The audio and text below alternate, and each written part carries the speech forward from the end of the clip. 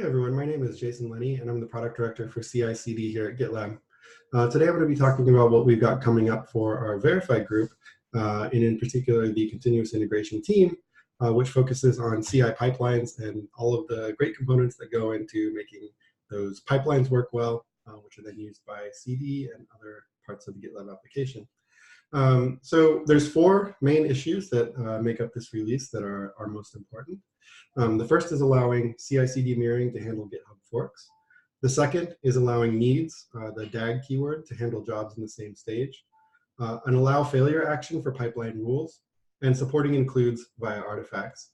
So starting with allowing CI/CD mirroring to handle GitHub forks, what we're doing here is adding support for forking workflows when you're using an SCM provider of GitHub.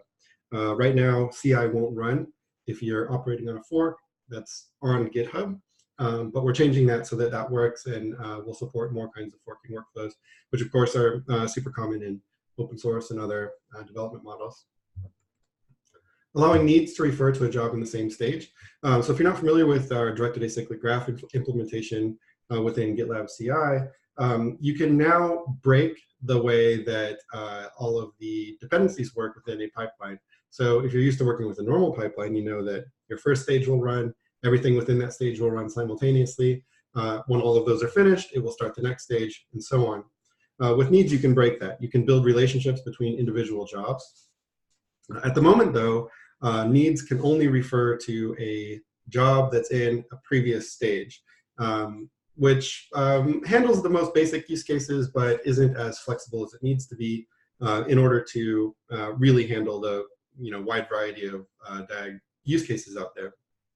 So in this way, you'll be able to have a job refer to another job within the same stage as a dependency, which will give you a lot more flexibility and make it possible to configure your DAG in new and exciting ways. Allowing failure action for pipeline rules. So we've introduced this new workflow rules setting, which allows you to, not just workflow rules, but pipeline job rules as well, which is a more flexible replacement for the only except syntax that you might be familiar with. What we hadn't added support for yet was an allow failure action, which would allow, in the case where that rule was invoked, the job to fail. And so this gives you more flexibility in determining when a job can fail, under what scenarios that's allowed, and what scenarios that's not allowed. This also works with the DAG in interesting ways in how we determine whether the subsequent jobs will run as part of a dependency relationship in that dependency graph. And then finally, supporting includes via artifacts. So this builds on some other features in child parent pipelines, which should be coming out in our 12.7 release, where a pipeline can trigger another pipeline, and that child runs, or that pipeline runs as a sub pipeline or child pipeline to the one that triggered it. A really interesting use case there that's not supported out of the box initially is dynamically generating the GitLab CI YAML for that child pipeline. If you're able to do that, you're able to do a ton of really interesting and powerful things in your pipelines. You could, for example, iterate over a number of targets that you build to, target architectures, different versions that you build, and build out a matrix on the fly that can then be built in child pipelines.